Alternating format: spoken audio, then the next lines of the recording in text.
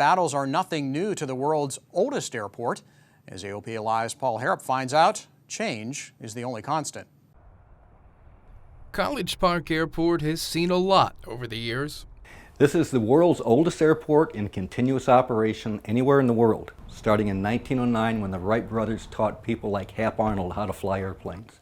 And it's gone with a lot of significant historic events since then. The first helicopter in the United States flew here. The first airmail experiments happened here. And ILS and early radio experiments in the 1920s. So we've had a lot of history since then.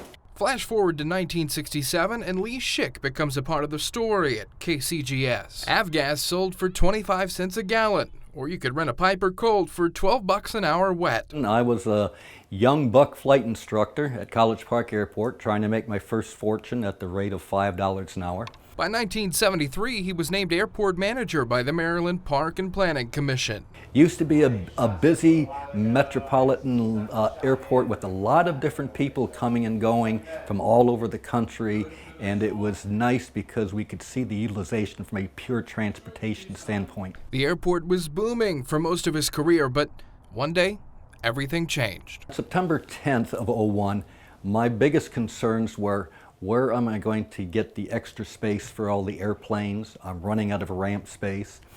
We had just tripled our fuel capacity at our fuel farm, and I wanted to make sure that was working okay.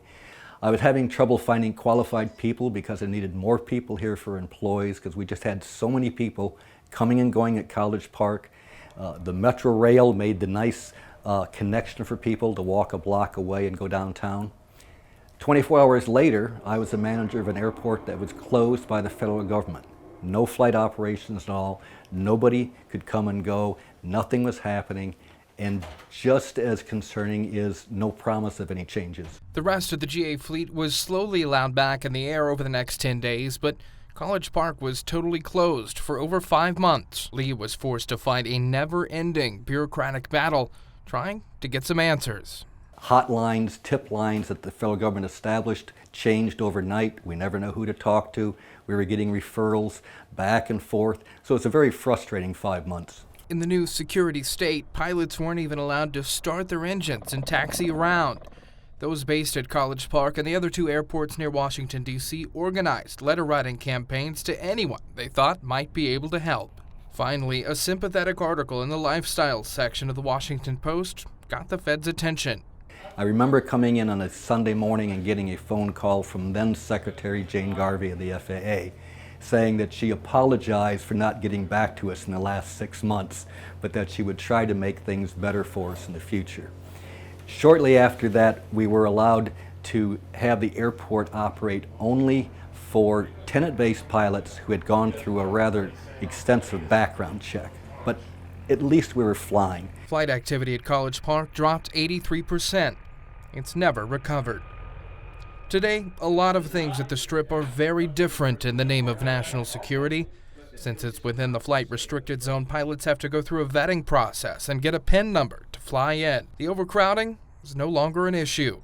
The ramp sits about half empty. Today, we still have a very dedicated cadre of tenant-based pilots, but for the most part, they're recreational and personal travelers, and because of the operating restrictions of the airspace, the problems getting in and out, they just don't fly like they used to.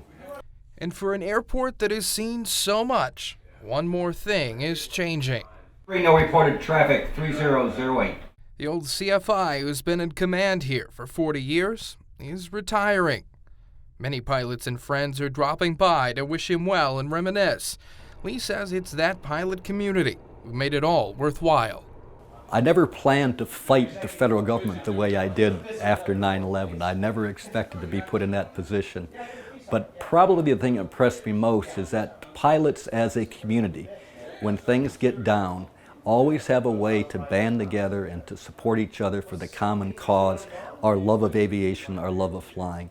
And it was impressive to see these people work so hard and take so much of their own time to try to preserve and guarantee our freedoms. Work that was led by Lee Schick. In College Park, Maryland, Paul Harrop, AOPA Live. Thanks, Paul.